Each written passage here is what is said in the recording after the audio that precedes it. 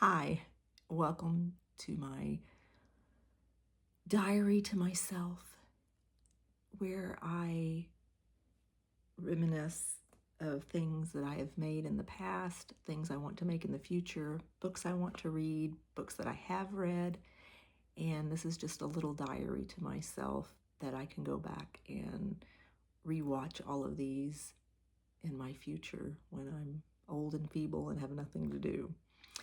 It's been a little bit since I've been on here.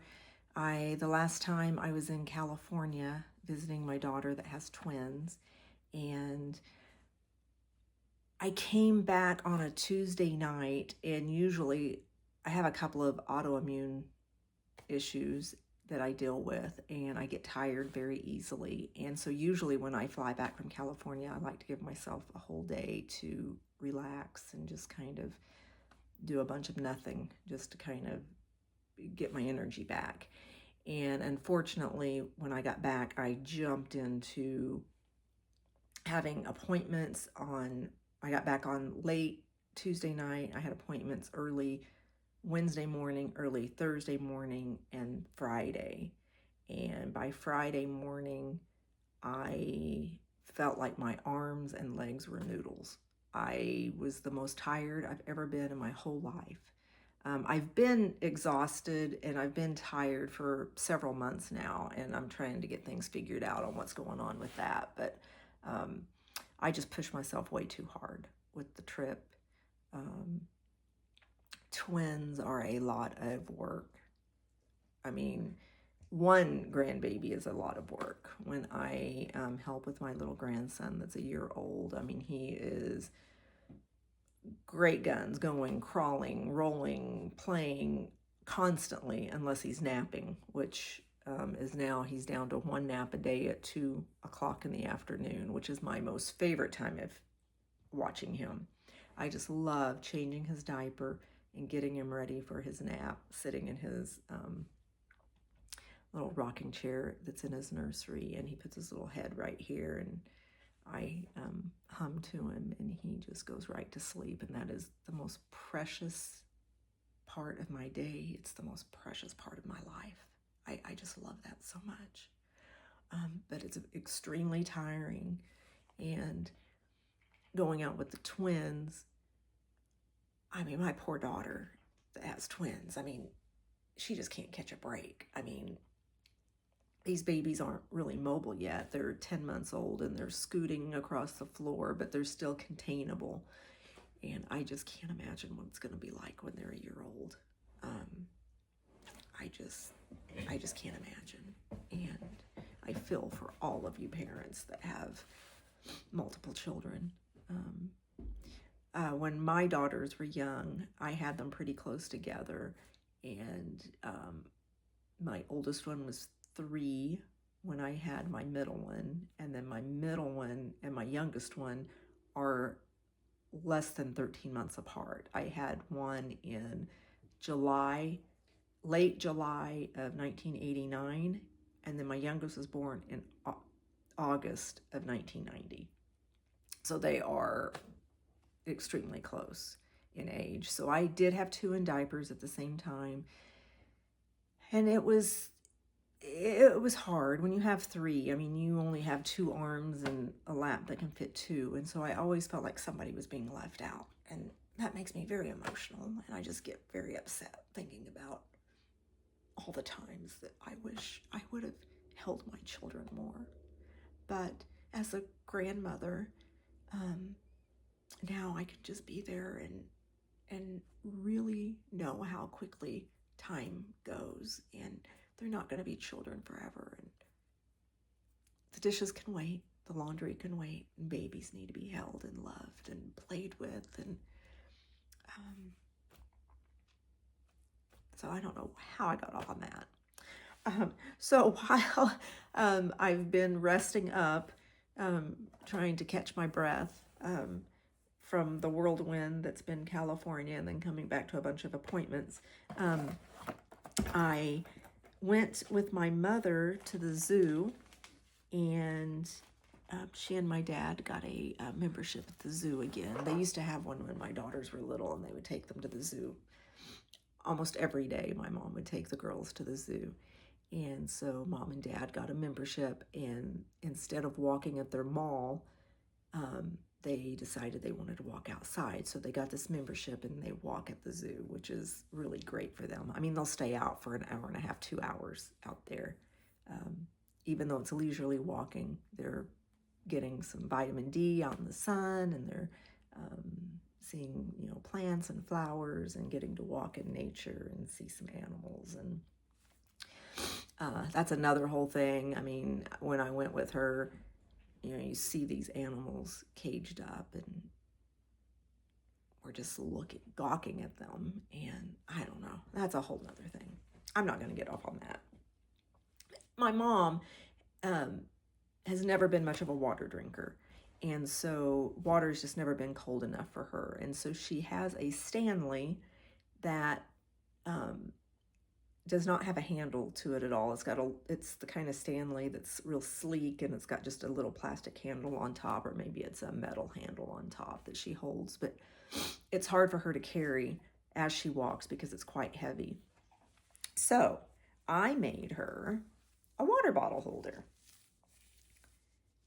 I just did a crochet because I thought it'd be quickest to do a crochet, and I just did kind of a star stitch. And it was a free pattern that I found that I modified a little bit. I didn't do everything. I mean, I did the start and I did the star stitch, and then once I got to here, I did not decrease like you were supposed to. I just kind of kept it all one size, and then I made the strap pretty wide just because the bottle is so heavy. I may need to make it just a little bit wider for her, and I told her if she needs it wider, I can do that. But this way she can just carry her water bottle like a sling, and then always have her water with her, and hopefully it won't be too heavy for her. So I started working on this. I found this when I went through my WIPS that turned out to be a bunch of empty bags and stuff. And this yarn is just incredibly soft.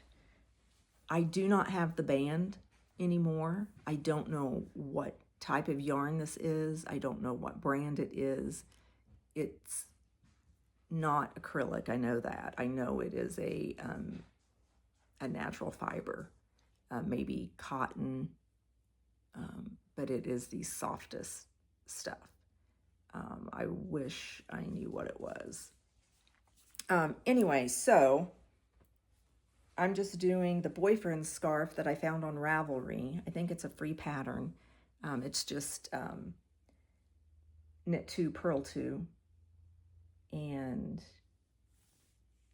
I started this when I really did not know that much about knitting, and I thought I could do a scarf with one ball. And unfortunately, I don't think that this is going to be long enough. Okay, so I had knit to here, and then the other day when I pulled it out and I started knitting on it again, I forgot what row I was on, and I made a mistake, and I made a mistake right there. And instead of pulling it out, frogging it, and starting over, I didn't do that because in the past when I've tried to frog anything, I get all messed up and I drop my stitches, and then I just get very frustrated and I just rip the whole thing out. And I had done that much, and I thought it was very pretty and I liked it, so I thought this will just be a reminder of my mistake.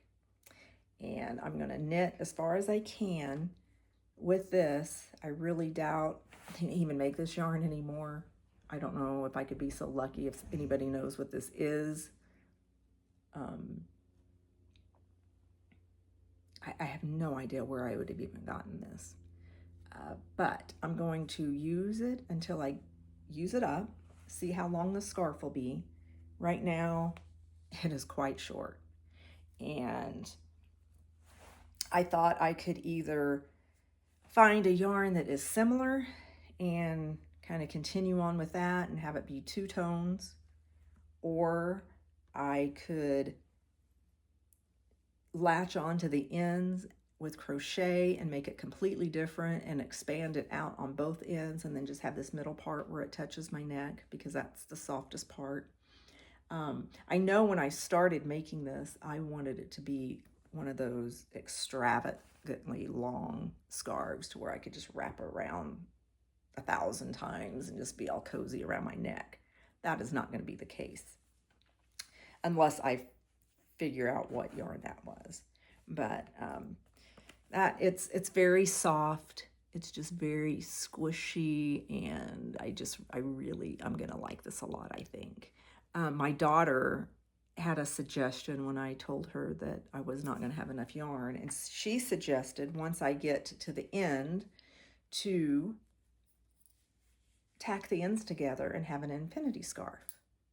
And actually, that's not a bad idea.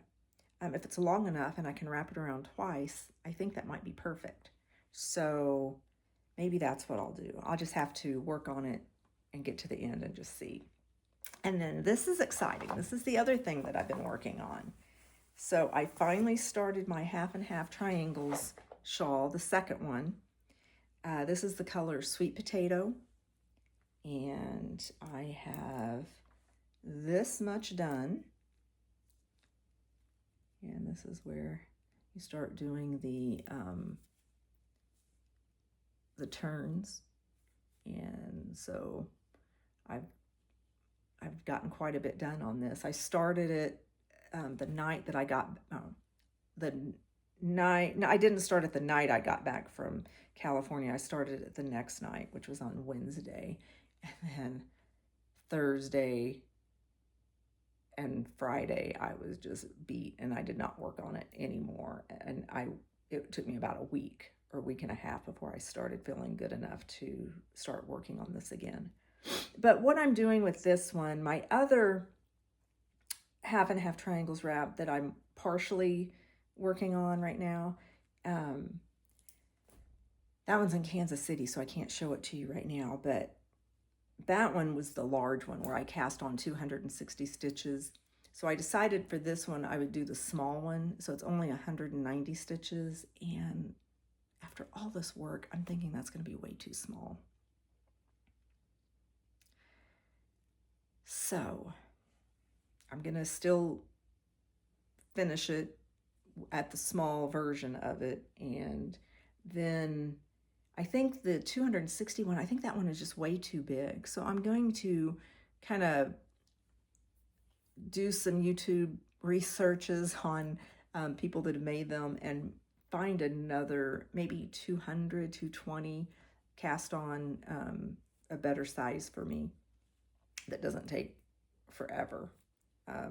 I was looking at the 190 number thinking how nice it would be to have something that would go quick. This really isn't a quick knit, but it is enjoyable, and I have gotten to the point to where as I'm knitting, I kind of lose track of time, and after a while I look back and I go, wow, I did that many rows? That's awesome. So the other two colors for the other side that I'm going to do, if I can figure the pattern out, because I'm going to do the stripe one. I'm going to do this whole side orange, and then the other side I'm going to do, the color is Pale Oats and Denim Blue.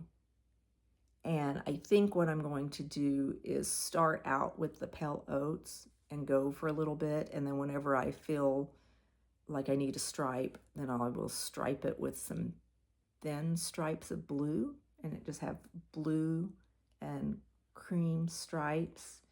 I haven't decided if I want to make all the stripes like really small and fine, or if I want to have some wider blue stripes.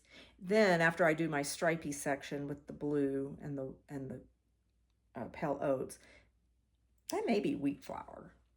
It's either wheat flour or Pale Oats. Oh, I've got the tag right here. This one is wheat flour. Okay, so this one is wheat flour. And then, so after I finish the stripe part, then I will finish it out with the wheat flour. So the majority of this side, the second side, is going to be the wheat flour. with just a little bit of this. And this one, actual name is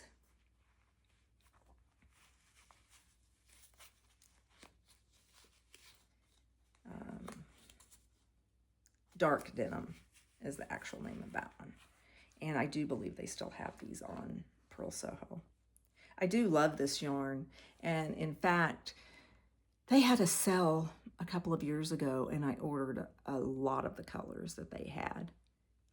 Unfortunately, I didn't get any of the pinks. I don't know why I didn't get any of the pink. I think the only pink that I got was honey pink, and that one is very close to this color. But I think I'm going to go through and use some of these and try and make my ranunculus with these. I don't know how that would feel on my skin. Sometimes this yarn feels soft and sometimes it feels scratchy to me. So I don't know. So that's what I've been working on. I did find the pattern when I found this sweater in my WIPS. I looked it up and I found the pattern, and it's by Ashley Lillis, and I believe it's my first sweater or a top-down raglan sweater. And I don't have much of the yarn left. I'm thinking this is my last skein of yarn. It's respun, thick and quick, and it's by Lion Brand. It's a size 6 bulky, and I really don't have much of the yarn left. I have finished the sweater except for the sleeves. I have about an inch or two of this sleeve done, and then I have these holding and waiting for me to come and connect and then do this one. And I think I'm gonna keep the sleeves fairly short, like that goes almost to my elbow. And I think what I might do is go ahead and just start doing the cuff, doing a rib cuff on this side, and then join over here, knit a couple of inches, and then do the rib cuff, and then I'll be done. And I will have my very first sweater. It's really exciting. I don't like chunky yarns, and I really don't like the color pink. So I do not know why I chose this color. They probably didn't have very many good choices when I went and purchased this, and I probably got it wherever they sell the Lion Brand respun, which would probably be Michael's or Joann's, I'm not sure, because this was several years ago when I bought this. So, but I will have my first one, and that'll be really nice to wear. This is really my sister's color, so she may be getting this as a gift. I don't think there's any short rows in this. I think it's just the collar, and then you go into the raglan, because it kind of looks like it's bunching up a little bit back here, and I just don't know how it's going to fit. I haven't tried it on,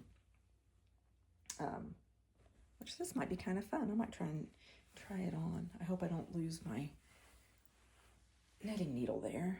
I've not done this before. This is exciting.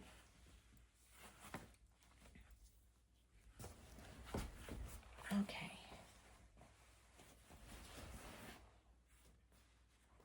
Well, there it is. And it's been wrinkled up in there for quite a while. This sleeve may be way too long. I kind of like it more like this, rolled up and short. I don't know. That just looks kind of funny.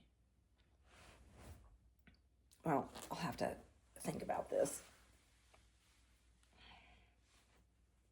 But if I can do this, anybody can do this. So if you are thinking that you can't make a sweater, you can.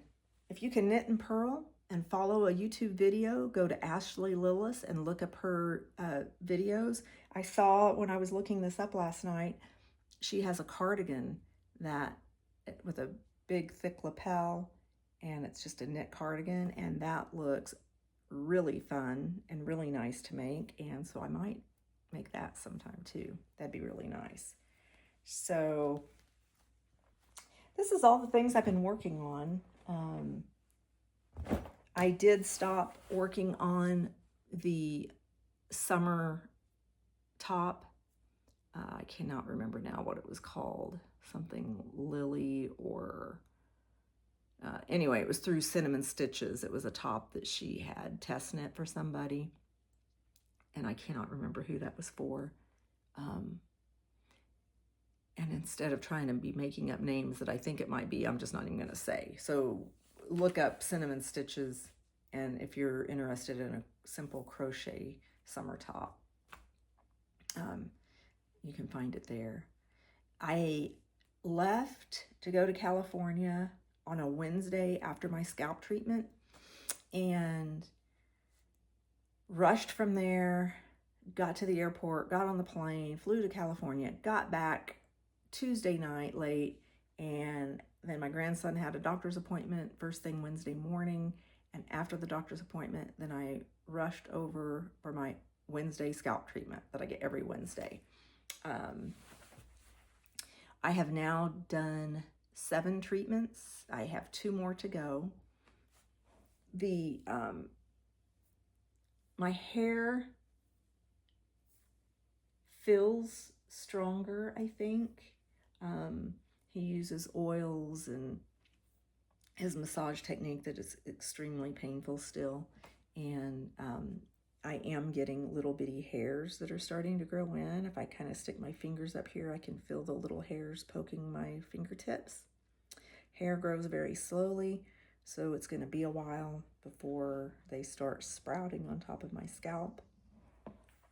And he said that he's not going to highlight my hair for a few weeks yet. It'll probably be late October, the beginning of November probably, before he will color my hair, because he says that the new growth that's coming in is going to be very, new hair, baby hair, and he needs to wait a little bit before he colors that.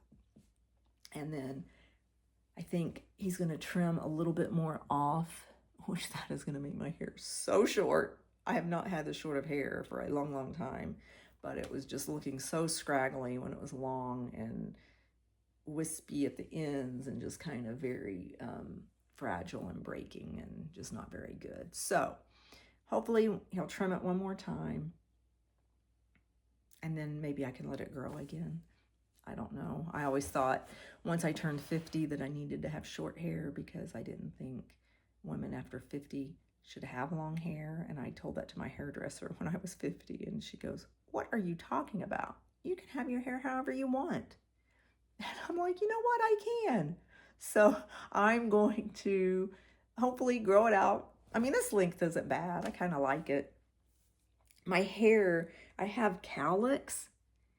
And when I started losing my hair these past, I guess I've been losing it for a while now, because my hair, I haven't had those cowlicks. And now with him doing the scalp treatment, I'm starting to get my cowlicks back, and I don't know how to stop that or what to do to combat that, or if I should just embrace it. I told myself when I first started noticing I had hair loss, I've always had unruly hair, where if I would go out into the rain or if it would get wet for any reason, it would get, it's naturally wavy, curly, frizzy. It was never really a real pretty natural curl.